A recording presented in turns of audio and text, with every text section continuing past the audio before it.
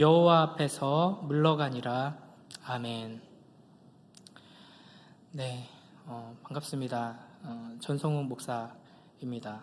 네, 1부 때 또 인사를 하기도 했지만 또 처음 뵙는 분들도 있을 텐데, 네, 이렇게 남서울 미랄교회에서 함께 말씀을 나누며 함께 동역할 수 있게 된 것이 참 영광스럽고 기쁩니다.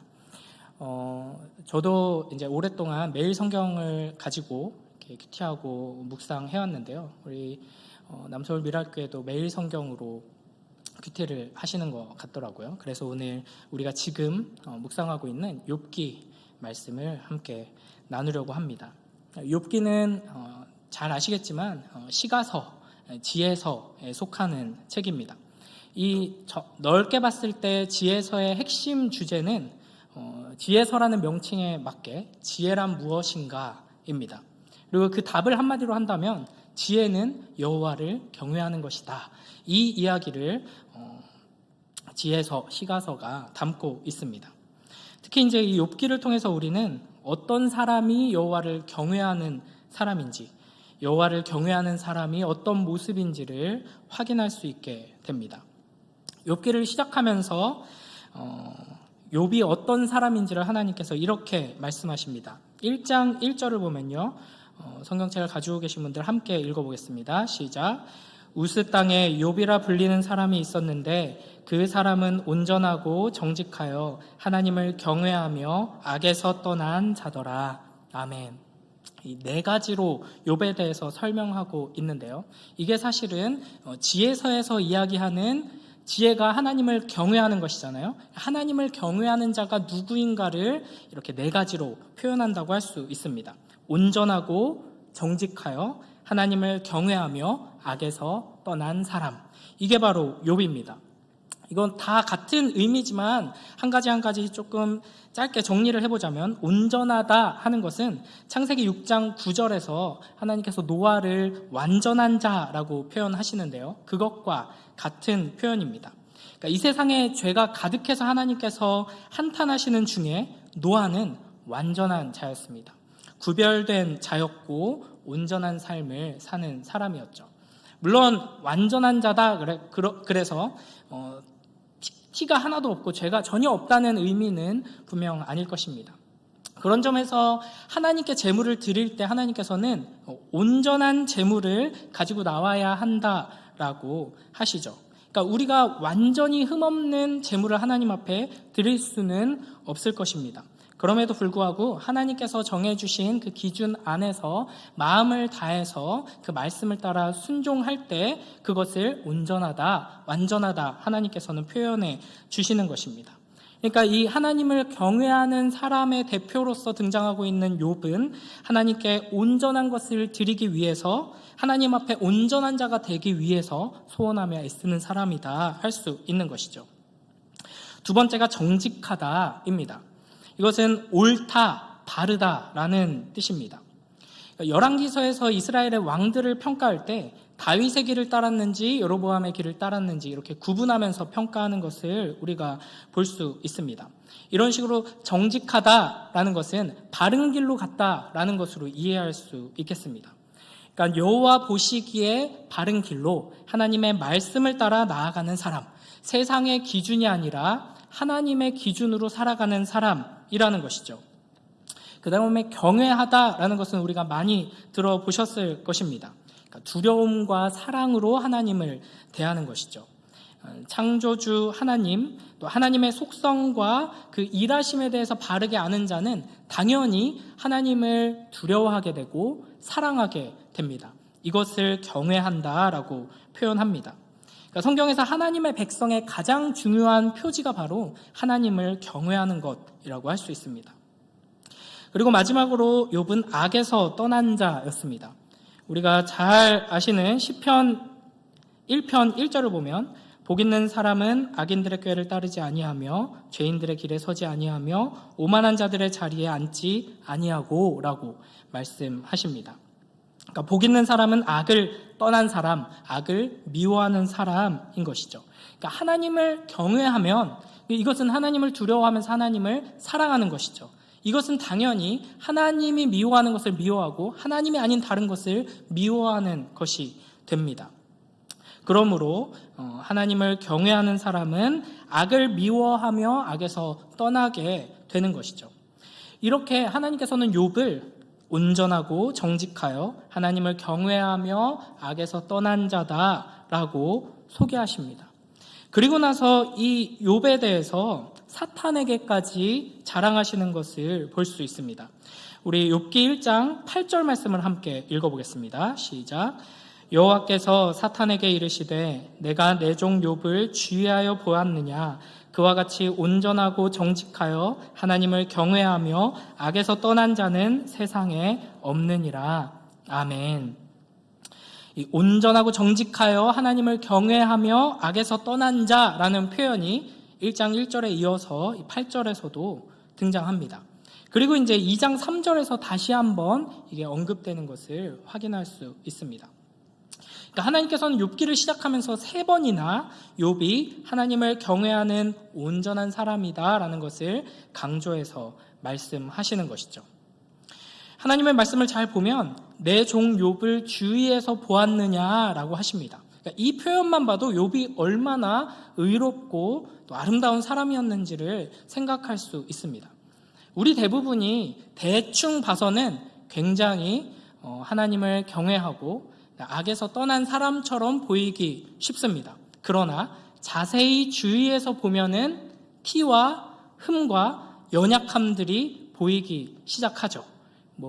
훌륭하신 집사님들, 장로님들, 목사님들도 집에서 또 아내에게, 또 남편에게, 자녀들에게 물어보면 이제 우리가 알지 못하는 여러 가지 이야기들을 들을 수 있게 될 것입니다.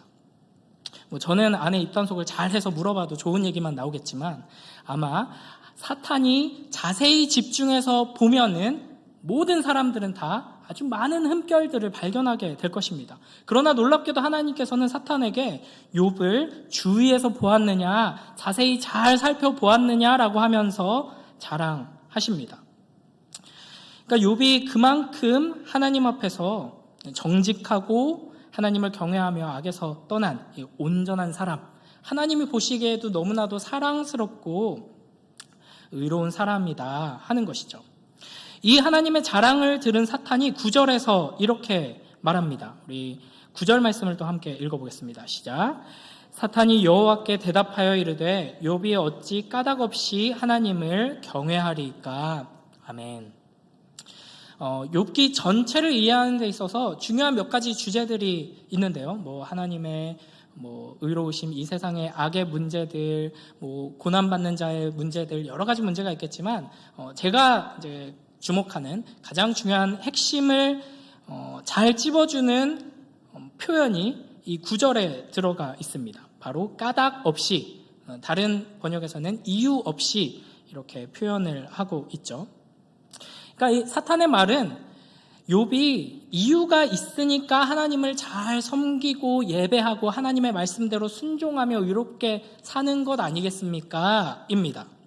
그러니까 하나님을 사랑하는 것처럼 보이지만 사실은 그 의도를 잘 파고 들어가 보면 다 이유가 있는 것 아니겠습니까? 라는 것이죠.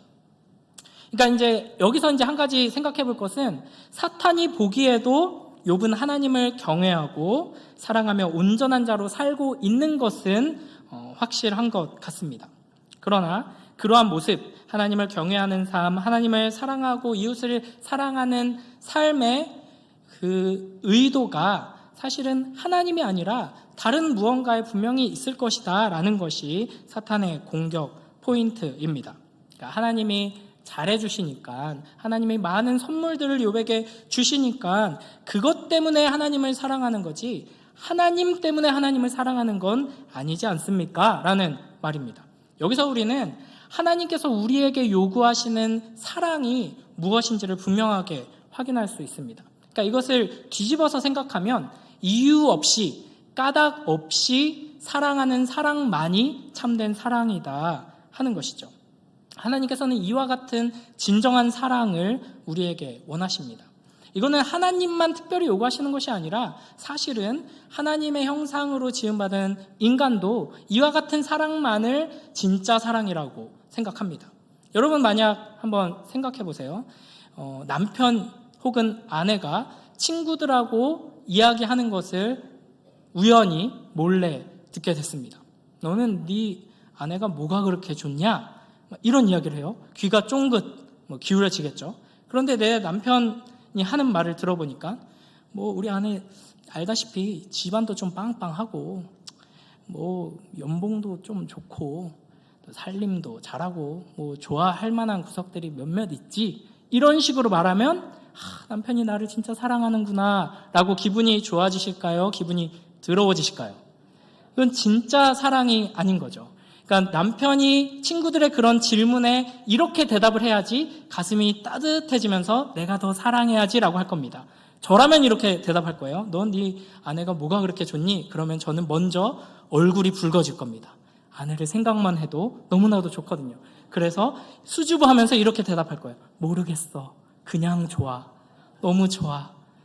아내 얘기하니까 나 빨리 집에 가고 싶다. 미안 하고 뛰쳐나갈 겁니다. 이 모습을 보면 아내는 내 남편이 나를 진짜 사랑하는구나 라고 생각하겠죠. 저의 아내를 아직 보지 못하신 분들이 좀 많으실 텐데, 안타깝게도 저의 아내는 너무나도 아름다워가지고 저의 사랑이 찐사랑이라는 걸 아무리 말로 표현해도 저렇게 사랑스러우니까 사랑하겠지 라고 많은 사람들이 생각해서 너무나도 속상합니다. 하지만 저는 아내를 이유 없이 모르겠습니다. 그냥 너무 사랑합니다. 이게 진짜 사랑이죠. 아내랑 결혼했더니 이런 게 좋더라. 아내랑 결혼할 걸 생각하고 계산기를 두드려 봤더니 나한테 이런저런 이득이 있더라. 그래서 나는 아내를 선택했고 사랑한다. 이거는 진짜 사랑이 아닌 것입니다. 그러니까 하나님과 우리 사이에도 마찬가지인 경우가 많이 있죠.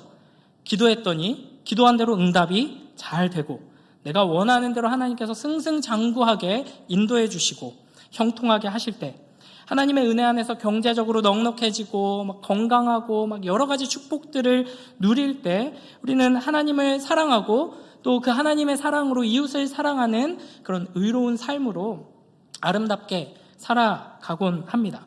그러나 그 모든 것들이 끊기고 이제 경제적으로 파탄에 빠지고 건강이 무너지고 기도를 아무리 해도 하나님께서 들어주지 않으시고 하나님을 믿는데도 무언가 이득이 아무것도 없을 때 점점 더 우리의 신앙은 흔들리게 되죠. 그러니까 이것이 사실은 우리 모두가 가진 한계이고 연약함입니다.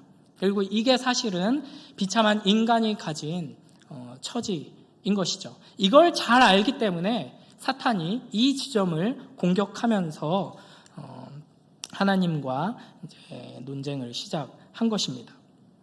우리가 이 욥을 통해서 이유 없는 사랑, 까닭 없는 사랑에 대해서 깊이 묵상하면서 하나님을 향한 나의 사랑이 어떠한지, 하나님이 목적인지 아니면 하나님이 수단이고 하나님을 통해 얻는 무언가가 목적인지를 돌아보게 되길 주님의 이름으로 축복합니다. 하나님이 내 삶의 이유인지, 내가 진정으로 하나님을 기뻐하는지, 아니면 하나님께서 선물을 주실 때만 그 선물을 기뻐하는지 우리가 돌아보고 까닭 없이 이유 없이 사랑하는 진짜 사랑으로 자라나길 주님의 이름으로 축복합니다. 다른 모든 사람들이 그렇듯이 욥도 돈이 많고 자녀들이 다 잘 커서 모두가 부러워할 만한 축복의 삶을 살고 있었습니다. 그러니까 이 지혜서에서 말하는 지혜로운 사람, 하나님을 경외하는 사람이 마땅히 누리게 될 하나님의 축복을 누리면서 살아가고 있었던 것이죠.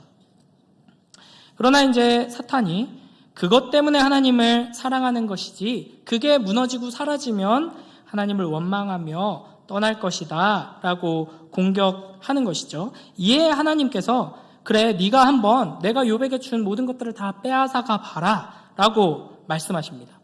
그래서 이제 우리가 잘 아는 욥에게 내린 너무나도 끔찍한 재앙이 임하면서 욥기의 이야기가 시작되게 되는 것이죠. 그러니까 사실은 하나님께서 왜 이렇게 의로운 사람을, 우리가 감히 범접할 수도 없는 이 선한 사람을 이 무시무시한 재앙 가운데로 끌고 내려가시는지 이해하기 참 어렵습니다. 그런 점에서 좀 충격적이라고 할 수 있죠. 그러나 그 다음에 이 끔찍한 재앙을 맞이한 욥의 반응이 저는 훨씬 더 놀랍고 충격적이었습니다. 그 많은 재산을 한 번에 다 잃고 모든 자녀들을 한순간에 다 잃은 욥은 그 고통 가운데에서 이렇게 반응합니다. 우리 욥기 1장 20절에서 22절 말씀을 한 목소리로 함께 읽어보겠습니다. 시작. 욥이 일어나 겉옷을 찢고 머리털을 밀고 땅에 엎드려 예배하며 이르되 내가 모태에서 알몸으로 나왔사온즉 또한 알몸이 그리로 돌아가올지라. 주신이도 여호와시오 거두신이도 여호와시오니 여호와의 이름이 찬송을 받을지니이다 하고 이 모든 일에 욥이 범죄하지 아니하고 하나님을 향하여 원망하지 아니하니라. 아멘. 제가 짧게 제 개인적인 이 묵상의 여정을 좀 나누면은 11월 초부터 욥기의 묵상이 시작되었죠. 그래서 이제 10월 말부터 해서 욥기와 관련된 책들을 미리 좀 읽으면서 이제 욥기 묵상을 시작을 했습니다. 그때쯤에 제가 이전에 사역하던 교회에서 참 사랑 많이 받고 행복하게 이제 사역을 해왔었는데 하나님께서 저와 아내에게 여러 가지 방식으로 이제 이 익숙하고 좋은 곳을, 이 고향과 같은 곳을 떠날 때가 됐다라는 사인을 주셔가지고 어떻게든 거부하고 싶었지만 하나님 말씀에 순종하면서 이제 사임하겠다고 미리 좀 말씀을 드리고 이제 그 앞길이 어떻게 될지 모르는 상태에 있었습니다. 그때 이제 11월부터 이 욥기를 묵상하는데요. 이 욥이 큰 재앙을 당하고 이 놀랍게도 하나님을 원망하거나 절망하지 않고 하나님을 찬양하고 노래하는 장면에서 탁 걸렸습니다. 하나님께서 계속해서 저에게 반복해서 질문하셨습니다. 너도 정말 욥처럼 이런 상황에서도 찬양할 수 있니? 라고 물어보시는 것입니다. 욥과 같은 상황에 처한다면 너는 어떻게 반응하겠니? 너도 욥처럼 예배하며 찬양할 수 있니? 묵상할 때마다 또 이렇게 찬양 인도를 준비하고 찬양을 할 때마다 계속해서 이와 같은 질문을 하셨습니다. 제가 믿음이 별로 좋지 못해서 믿음이 좋으면 물론이죠 하나님 하면서 그냥 넘어갔을 텐데 이게 너무나도 저에게는 힘들고 괴로웠습니다. 그리고 제가 이제 상상력이 좀 풍부하고 감정이입을 잘합니다. 그래서 욥이 어떤 상황이었을까 이렇게 생각해보고 우리 주변에 사실은 욥과 비교할 만한 끔찍한 재앙을 겪은 사람은 찾기가 힘듭니다. 거의 인류 역사상 최고의 재앙을 맞이한 사람이라고 할 수 있는데 그나마 내가 생각할 때 비슷한 사람들, 뉴스에서 내가 만났던 사람들, 이런 사람들을 떠올리면서 내가 저 자리에 있다면 나는 욥처럼 하나님을 찬양할 수 있을까? 그때도 내가 앞에 나와서 하나님의 말씀을 선포하고 찬양 인도하면서 하나님의 영광을 높일 수 있을까? 이렇게 스스로에게 물어보게 됐습니다. 저의 대답은 잘 모르겠습니다. 이렇게 좀 피해 갔습니다. 그러면서 한편으로는 이런 식으로 좀 하나님께 되물었죠. 하나님 진짜 다 욥처럼 다 빼앗아 가시려고 물어보시는 건 아니죠? 그런 건 아니잖아요. 그렇죠? 그렇다면 아멘 하고 넘어갔는데 다시 물어보십니다. 욥처럼 너도 모든 걸 다 빼앗겼을 때 나를 신뢰하고 의지하며 여전히 내 앞에 서서 찬양할 수 있겠니? 고민을 할 수밖에 없더라고요. 계속 이 질문이 묵상이 됐습니다.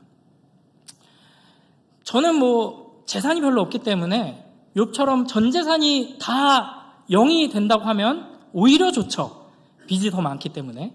그런데 내가 너무나도 사랑하는 내 아내를 눈에 넣어도 아프지 않은 그냥 얼굴만 봐도 특히 잠잘 때 얼굴만 봐도 너무나도 행복해지는 사랑스러운 나를 똑 닮아서 너무 귀여운 두 아들들, 이 가족을 하나님께서 빼앗아 가신다면 내가 직접 만나서 마주했던 그 어린 자녀를 먼저 주님 품에 안겨보내고 마치 시체처럼 얼굴이 새까매져서 이가 다 빠져가면서 울부짖는 그 어미처럼, 그 아비처럼 그런 상황에 처했을 때 그때에도 내가 하나님을 찬양할 수 있을까?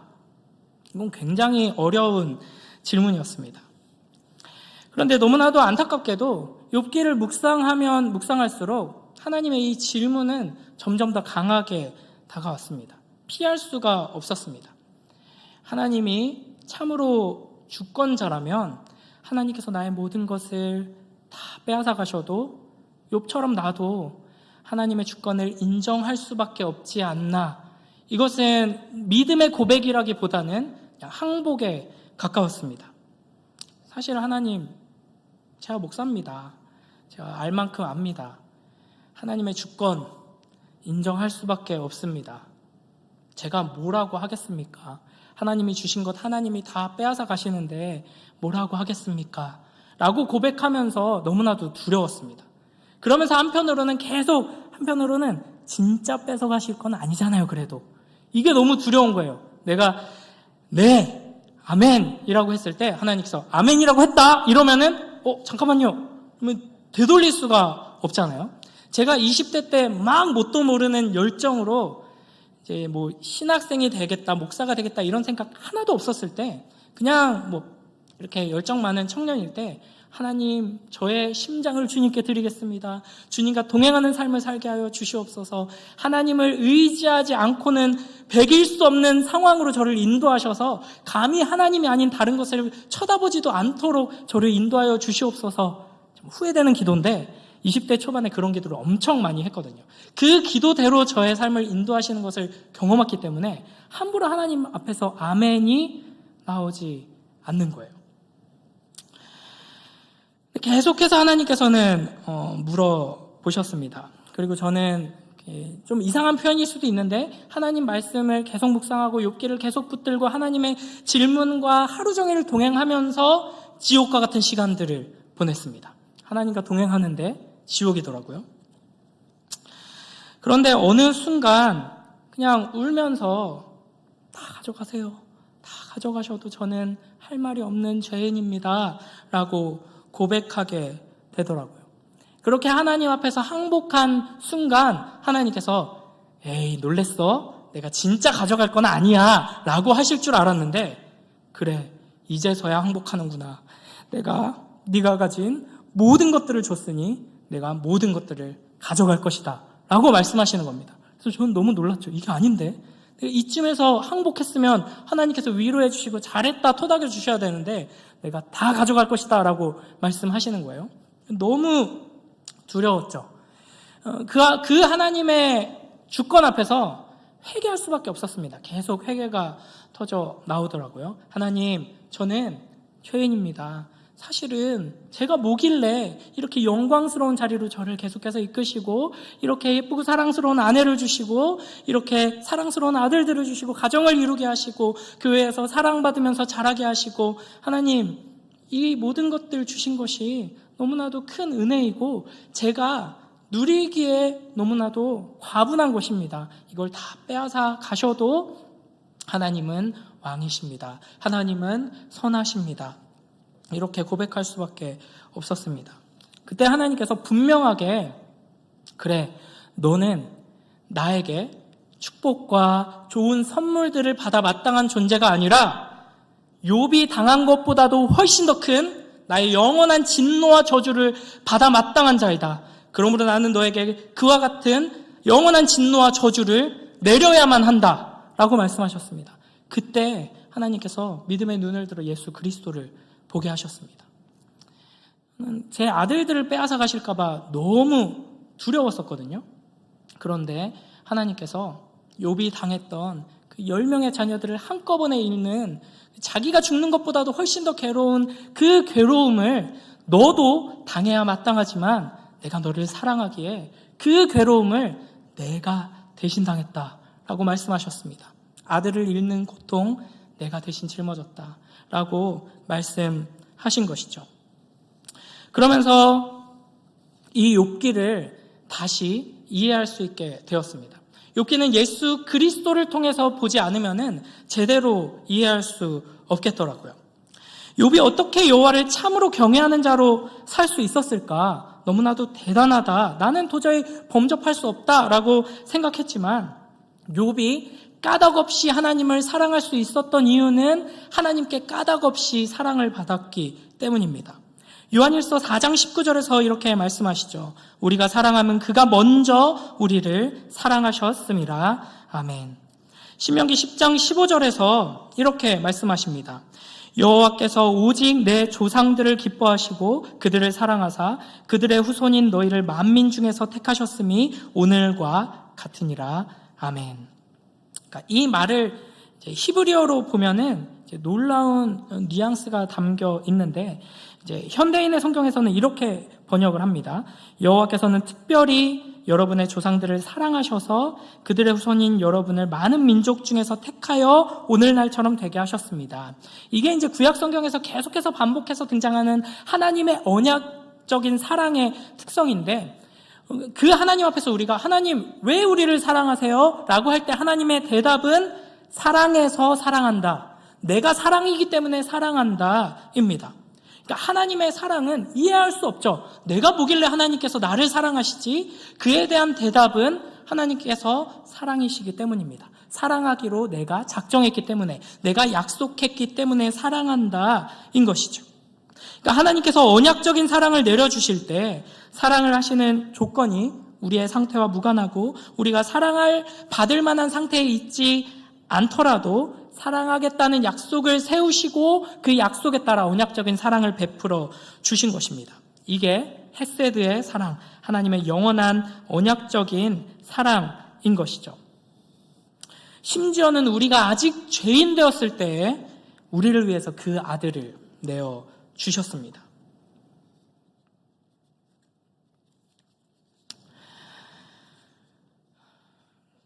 그래서 저는 이 욥기의 말씀을 통해 이 끔찍한 재앙 앞에서도 하나님을 찬양하고 높이는 욥의 모습을 통해 소망을 가지게 되었습니다. 범접할 수 없는 신앙이라고 여겼지만 하나님의 그 사랑을 붙들고 의지한다면 나도 그와 같은 사랑으로 담대히 하나님 앞에 서서 고백할 수 있겠다. 감히 이렇게 말하며 소원을 가지게 되었습니다. 우리 모두에게도 하나님께서 우리에게 까닭없이 베푸신 그 사랑을 의지하여서 까닭없는 고난 한복판에서도 까닭없는 사랑으로 하나님 앞에 고백하는 그 신앙을 소망하고 그 신앙으로 한 걸음 한 걸음 나아가는 복된 우리 모두가 되길 주님의 이름으로 축복합니다. 이 욥기는 예수 그리스도 없이는 해석할 수가 없습니다. 욥은 한편으로는 우리이고 또 한편으로는 예수 그리스도를 예표하고 있는 것이죠. 그러니까 마치 예수님처럼 온전하고 의로운 자여서 하나님께서 심지어 사탄에게 자랑을 하십니다. 그런데 아이러니하게도 의로운데 선한데 하나님의 자랑인데 사탄에게 공격을 받고 고난을 당하게 됩니다. 그러니까 여기서 이제 우리가 좀 아이러니를 마주하게 되는 것이죠. 하나님 저도 욥과 같은 놀라운 신앙으로 자라나길 소원합니다 라고 하면서 욥과 같이 하나님의 자랑이 되면 우리는 하나님께서 주책맞게 사탄에게, 굉장히 불경한 말인데 죄송합니다, 사탄에게 가서 우리를 자랑하십니다. 그러면 사탄이 에이 저거 진짜 사랑 아니잖아요, 하나님이 이렇게 축복 많이 해주셔서 저러는 거죠. 그러면 하나님은 어떻게 하실까요? 한번 시험해봐, 얘 찐사랑이야. 그러면 이제 우리에게 고난이 닥쳐오는 것이죠. 이게 이제 우리가 살아가는 이 죄와 비참의 세상 속에서 마주하게 되는 고난의 일생이고 십자가의 길이라고 할 수 있습니다. 그러나 우리에게는 욥을 통해 보여주시는 강력한 무기가 있습니다. 우리가 이유 없는 사랑을 받았다는 그것이 가장 든든한 기초가 되고 또 까닭없는 사랑을 받아서 하나님 앞에 서 있는 자들이 고난으로 가득한 삶 속에 있을 때 누리는 가장 놀라운 특권 중에 하나는 바로 기도라고 할 수 있습니다. 이제 욥기의 가장 큰 부분을 차지하는 친구들과 대화하고 논쟁하는 장면들을 잘 살펴보면, 그 큰 구조를 보면 욥은 친구들하고 논쟁하다가도 결국에는 어느샌가 모르게 하나님을 향해서 막 외치는 것을 볼 수가 있습니다. 물론 욥의 이 외침들이 경건하고 흔들림 없는 믿음의 고백과 기도는 아닙니다. 하나님을 향해서 화내기도 하고 하나님을 향해서 마치 삿대질을 하는 것처럼 느껴지는 그런 발언들도 많이 보입니다. 그러나 계속 친구들의 공격을 받으면서도 끊임없이 욥은 다시 하나님께로 방향을 돌려서 하나님을 향해 따지고 하나님을 붙들고 늘어지는 것을 볼 수 있습니다. 이게 마치 이제 시편의 여러 가지 탄식시, 저주시 이런 것들을 떠올리게 하죠. 이게 굉장히 놀라운 지점인데, 하나님께서는 시편의 저자들이 너무나도 큰 고통 속에서 탄식하고 하나님을 향해서 막 내 원수들의 막 이런 구절 있잖아요. 막 뭐 이빨이 막 강냉이라고 하죠. 강냉이가 다 털리게 좀 해주시죠. 막 이렇게 하나님을 향해 외치는, 욥이 막 하나님을 향해서 삿대질하면서 하나님이 주권자 맞습니까? 선하신 거 맞습니까? 공정하지 않은 거 아닙니까? 이렇게 외치는 외침을 하나님께서는 받으셨을 뿐 아니라 하나님의 말씀으로 다시 우리에게 주십니다. 그리고 그 말씀을 우리가 하나님의 말씀으로 듣죠. 그리고 그 하나님의 말씀을 가지고 우리는 다시 하나님 앞에 설 수 있게 됩니다. 그러니까 하나님 앞에 서 있는 신자의 가장 큰 특권은 모든 상황 속에서 하나님을 향해 모든 것을 다 쏟아낼 수 있다 하는 것이죠. 그러니까 큰 고통 속에서도 이상한 정신 나간 사람처럼 희죽희죽 웃으면서 하나님의 기쁨을 주신다 이렇게 찬양하는 게 신앙이 아니라, 울거나 분노하거나 절망하거나 그때에도 하나님 앞에 여전히 있으면서 그 모든 것을 쏟아내는 게 참 신앙이라 하는 것이죠. 물론 그것이 가장 이상적인 모습의 신앙이라고 할 수는 없을 것입니다. 그러나 하나님을 떠나는 것, 더 이상 하나님께 기도하지 않는 것이 불신앙이지, 하나님 앞에 한탄하고 탄식하고 삿대질하는 것이 불신앙은 아니다라는 것이죠. 마태복음 27장 49절에 예수님께서 십자가에서 이렇게 말씀하십니다. 제9시쯤에 예수께서 크게 소리질러 이르시되 엘리 엘리 라마 사박다니 하시니 이는 곧 나의 하나님 나의 하나님 어찌하여 나를 버리셨나이까 하는 뜻이라. 아멘. 우리 주 예수 그리스도께서는 하나님께 버림받으시는 그 순간에도 하나님을 향해서 기도하셨습니다. 우리에게 찾아올 수도 있는, 찾아올 수밖에 없는 이 이유 없는 고난 속에서 때로는 눈물 흘리며 탄식하며 화내며 비명을 지르더라도 하나님 앞에서 하나님을 향해서 쏟아내는 복된 우리 모두가 되길 주님의 이름으로 축복합니다. 말씀을 맺도록 하겠습니다. 우리는 단순히 나에게는 욥과 같은 일이 일어나지는 않을 거야, 욥은 그냥 이야기로서 교훈으로서 주신 거야 라고 하면서 하나님께서 나를 이런 길로 인도하시는 않으실 거다 하는 막연한 기대가 아니라, 마지막에는 결국 해피 엔딩으로 끝날 것을 믿는 믿음으로 이 신앙의 길을 걸어가는 태도가 필요합니다. 여기서 말하는 마지막은 단순히 우리 앞에 놓인 이 문제, 이 사건에 대한 것이 아니라 내 이야기의 마지막이 아니라 하나님의 이야기의 마지막, 영원한 결말을 말합니다. 끝이 없는 끝, 영원한 해피 엔딩이죠. 욥의 마지막을 보면 모든 재산이 2배로 회복되었고 자녀들은 다시 10명이 되었습니다. 재산은 2배인데 자녀들은 왜 20명이 아니라 10명인가? 먼저 떠나보낸 그 10명은 사라진 것이 아닌 것이죠. 먼저 영원한 끝으로 가 있는 것입니다. 그러니까 우리의 해피엔딩은 동화 속의 이야기처럼 왕자님과 공주님은 그렇게 결혼해서 오래오래 행복하게 살았습니다로 끝나지 않습니다. 우리가 동화 속의 여러 왕자님과 공주님의 그 이야기의 그 진정한 결말을 잘 모르지만 동화책 마지막 페이지에서 오래오래 행복하게 살았습니다 라고 마침표가 찍어졌어도 우리는 현실을 알죠. 그 사랑이 3년 이상은 가지 못한다는 거. 그래서 그 동화책에 2권, 3권이 나오면 부부싸움 하고 막 난리가 나는 모습을 우리는 보게 될 수밖에 없습니다. 그러나 하나님과 우리 사이의 해피엔딩은 영원하신 하나님과 그 영원한 생명으로 완성된 우리가 영원히 행복하게 살았습니다 라는 결말로 끝나게 될 것입니다. 이 결말을 소망하며 믿고 이미 우리 가운데 이루어졌음을 바라보며 나아가는 자들은 오늘 내 앞에 놓인 고난과 이 재앙 같은 현실에서도 찬양할 수 있을 것입니다. 물론 웬만한 사람 아니고는 기뻐하며 찬양할 수는 없을지라도 예배의 자리 한 구석에서 끊임없는 눈물을 흘리면서라도 하나님 앞이라는 이 영광스러운 자리를 놓치지는 않게 될 것입니다. 아마도 제가 생각하기에 욥은 막 이렇게 기타 치면서 감사와 기쁨의 찬양을 하는 사람의 모습과 똑같이 찬양하지는 않았을 것 같습니다.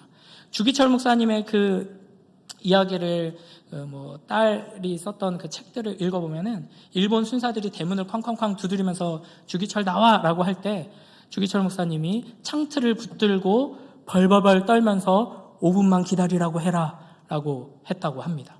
욥도 아마 벌벌벌 떨면서 어금니를 앙 깨물고 하나님의 주권을 높였을지 모르겠습니다.